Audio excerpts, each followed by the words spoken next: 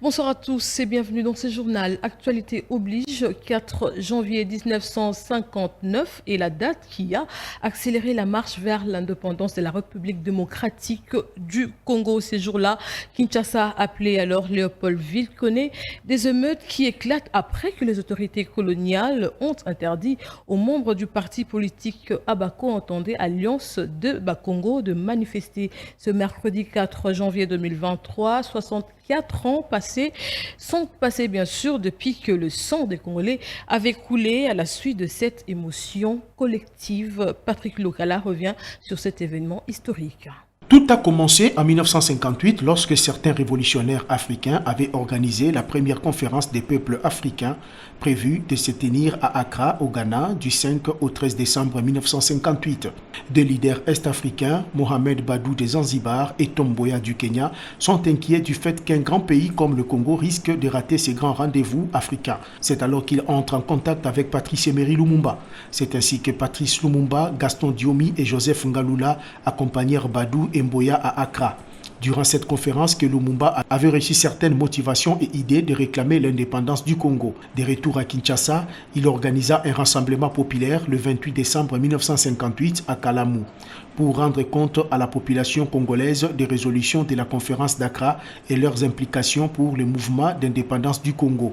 C'est au cours de ces meetings que la masse congolaise était entrée en contact avec les idées révolutionnaires de Lumumba. Selon Lumumba, les Congolais devraient cesser d'attendre l'indépendance et la liberté. Et d'autre part, le Belge devrait cesser de considérer la liberté comme une aumône à offrir aux Congolais. Évidemment, les esprits s'enflammèrent. Une semaine plus tard, soit le dimanche 4 janvier 1959, les autorités de la Bako, avec leur leader Kassavubu, voulaient aussi s'adresser au peuple congolais à Limka. L'autorité coloniale avait autorisé ces meetings, puis elle avait encore désapprouvé la tenue de ces meetings. Et pourtant, les militants de ces partis étaient déjà sur les lieux de rassemblement. En écoutant que le meeting a été annulé par l'autorité belge, le militant de ces partis était en colère et il ne voulait plus quitter ces lieux. En ce même moment, non loin du lieu de ces rassemblements annulés, c'était la rencontre de football au stade Tata Raphaël entre V-Club et Mikado. V-Club avait perdu par 1-3. Une semaine avant, il avait perdu par 1-5 contre le Saint-Éloi Lupopo.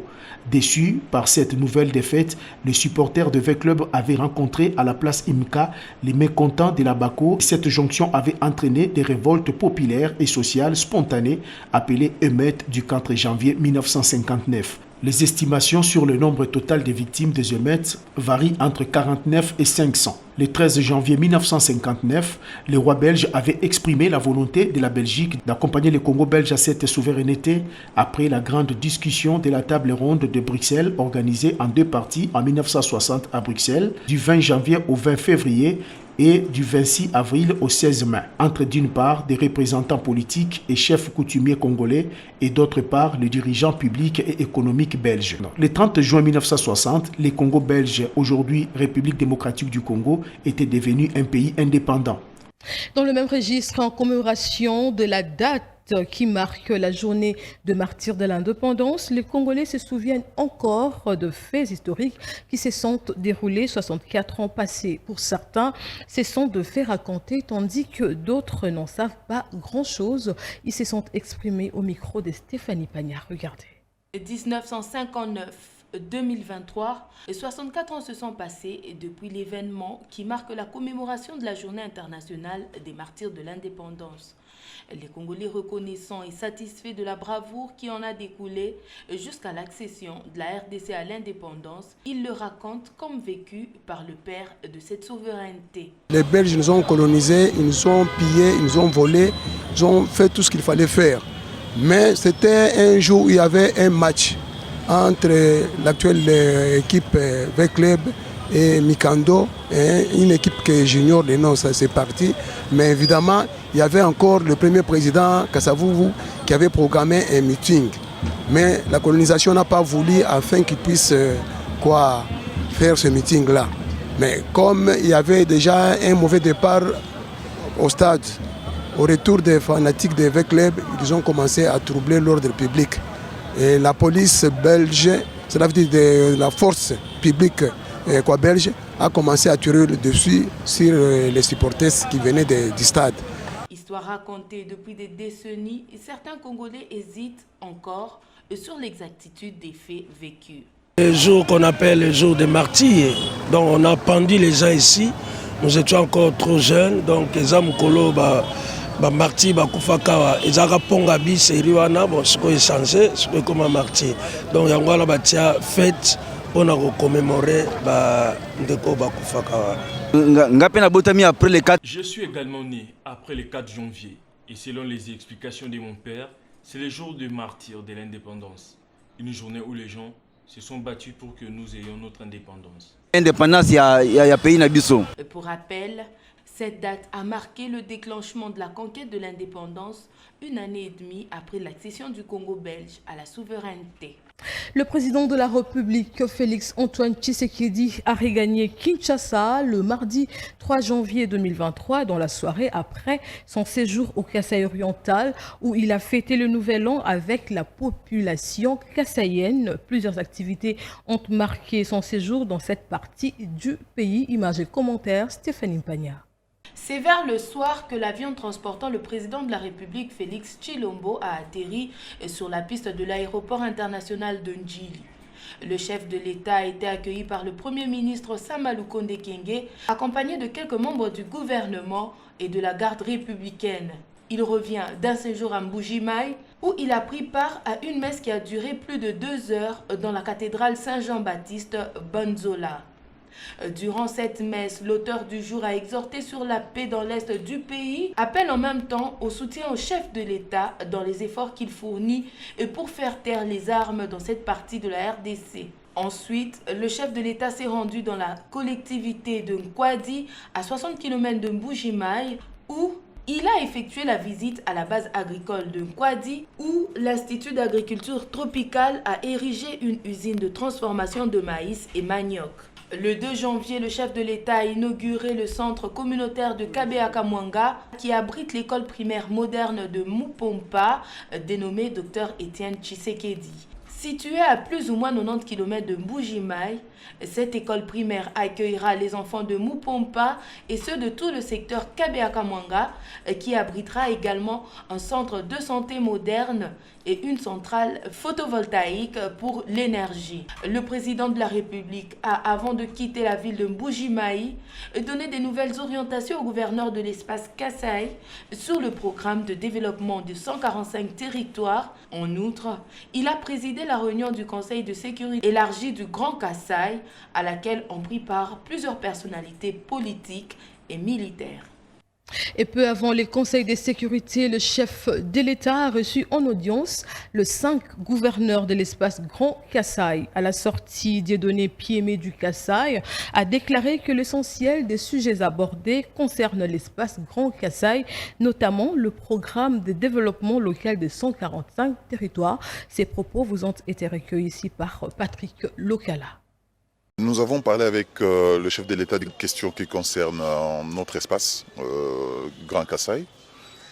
Nous l'avons remercié d'abord d'avoir rendu visite à la population du Grand Kasaï et avoir accepté de partager la Saint-Sylvestre avec notre population et nous avoir associés à cet événement. Et de ce point, nous avons profité pour discuter avec lui sur le plan de développement de 145 territoires. Et les avancées que nous avons constatées sur terrain, ainsi que les défis qui sont constatés jusqu'à ce jour, avant évidemment de recevoir de sa part quelques orientations relatives aux événements électoraux qui arrivent, la sécurité des élections, l'organisation de la sensibilisation à l'enrôlement de nos populations. Tout ceci a fait l'objet des échanges et également quelques points spécifiques de chaque province relatifs au développement en faveur de nos communautés dans chaque province. Autre actualité, Jean-Claude Muyambo Kiassa, président national du parti politique La Solidarité congolaise pour la démocratie, a annoncé sa candidature aux élections présidentielles de 2023 en République démocratique du Congo, ainsi que son départ de l'Union sacrée. Commentaires et images, Glodave Boloy. L'annonce a été faite à Lubumbashi. Devant ses militants, avocat chevronné réputé Muyambo n'est pas passé par les dos de la cuillère. Dans sa communication, il a choisi les mots justes pour déclarer sa candidature à la prochaine élection présidentielle qui aura lieu au mois de décembre prochain. Il vient ainsi s'ajouter sur la liste des candidats présidents de la République qui ne fait que s'allonger. En même temps, il choisit de se désolidariser du chef de l'État, Félix Antoine Tshisekedi, en quittant l'union sacrée de la nation. Le peuple congolais sache que je suis candidat président pour les élections de 2023. Pour rappel, Jean-Claude Mouyambo était la seule autorité de l'Union sacrée à avoir participé au congrès d'ensemble pour la République, parti politique cher à Moïse Katumbi, qui s'est déroulé à Lubumbashi au mois de décembre dernier. 2023, une nouvelle année où la population quinoise dit avoir plusieurs attentes. Si pour certains, les élections qui pointent à l'horizon sont en haut de la liste, pour d'autres, il est plutôt question de changement de la vie sociale. Trinidad Acha, Serge Lokondo. Après l'année 2022, tout est sujet au changement. Changement d'état, de vie, de système, de conditions. Les attentes de tout un chacun est portée vers le changement. En 2023, en ce début d'année, la population quinoise désire voir un nouveau vent dans tous les secteurs, plus particulièrement la vie sociale de Congolais. Nous voulons le changement au niveau social. Il n'y a pas moyen de s'en sortir par rapport à nos revenus, car les vivres ne font qu'augmenter chaque jour qui passe. On a entendu parler de l'augmentation du budget de l'exercice 2023, mais sur terrain, rien ne change. L'économie du pays est toujours la même. Nous attendons que le pays se modernise, la réhabilitation des routes, qu'il n'y ait plus de tracasseries routières. 2023, année électorale, c'est sur ça que restent focalisées les attentes de certains. Nous attendons l'élection pour que nous puissions avoir un nouveau président. Nous demandons l'amélioration des conditions de vie après ces élections. Nous devons premièrement voter un Congolais qui pourra apporter un changement. Nous avons besoin de députés qui défendent le peuple. Il ne faut pas d'abord penser à son ventre et le peuple après. Nous allons voter celui qui a le vouloir du changement. Attention, il reste pour cette année 361 jours pour les politiques pour qu'ils abattent un travail satisfaisant. 5 jours après la démission du ministre Christian Mwando Nsimba au plan, le vice-ministre Crispin Mbadou est désormais notifié depuis le mardi 3 janvier 2023 comme ministre d'État intérimaire en charge du plan. Christian Mbadou était jusque-là superviseur de la mise en œuvre du programme de 145 territoires du gouvernement. Glodave Boloy nous en parle. Crispin Mbadou Panzou, jusque-là vice-ministre du Plan, assume désormais les fonctions de ministre d'État et ministre du Plan à titre intérimaire, et ce, après avoir été notifié par le Premier ministre chef du gouvernement, Jean-Michel Samaloukonde Kyenge. Dans la continuité des affaires de l'État, il a présidé mardi 3 janvier 2023 une réunion avec une délégation du PNUD conduite par Rokia Dieng, la représentante adjointe. Au menu des échanges, le rapport sur l'état d'avancement du processus de passation des marchés dans la mise en œuvre du programme de développement local des 145 territoires par le PNUD. Le PNUD va exécuter le PDL 145 territoires dans 9 provinces de la République avec un total de 54 territoires, 286 centres de santé, 423 écoles et 54 bâtiments administratifs seront construits dans la première phase du programme. Crispin Mbadou Panzou, ministre d'État, ministre du Plan ad intérim, qui maîtrise bien le programme de développement local de 145 territoires, n'a pas manqué de rappeler au PNUD l'urgence et l'importance de ce programme initié par le président de la République, Félix Antoine Tshisekedi Tshilombo. Nous avons eu une séance de travail avec l'équipe du PNUD. Comme vous le savez, le PNUD fait partie de 3 agences d'exécution. Le projet de 145 territoires, c'est un projet qui nous tient à cœur. C'est un programme phare qui concrétise la vision de son Excellence, Monsieur le Président de la République, chef de l'État. Donc là, le programme entre dans sa phase d'opérationnalisation. Donc fini les discours, à partir de jours à venir, vous allez voir le bâtiment et les ouvrages poussés sur les terrains. Nous avons eu une très bonne discussion et échange. Aujourd'hui, nous sommes, comme Monsieur le ministre l'a mentionné, dans une phase d'opérationnalisation et d'action concrète. Crispin Badou Panzou, ministre d'État, ministre du Plan ad intérim, veille au nom du gouvernement au respect des cahiers des charges signés entre le gouvernement et les 3 agences d'exécution du PDL 145 territoires qui sont le BCECO, le PNUD et la CFF afin d'obtenir des résultats attendus dans le souci d'améliorer les conditions de vie des populations des 145 territoires de la République démocratique du Congo. Et puis en sport, les léopards A' de la République démocratique du Congo ont quitté Kinshasa pour la Tunisie ce matin. Sur place, ils vont livrer quelques matchs amicaux avant de se rendre au lieu de la compétition. Patrick Lokala pour les détails. Le premier contingent de la délégation des Léopards A' de la République démocratique du Congo séjourne déjà en Tunisie. Les joueurs et quelques membres du staff technique ont quitté Kinshasa dans les petites heures du matin de ce mercredi 4 janvier. Le reste de la délégation suivra ce jeudi matin. Le groupe est conduit par le conseiller du ministre des Sports en charge des loisirs, en l'occurrence Désiré Bonina Ifongué.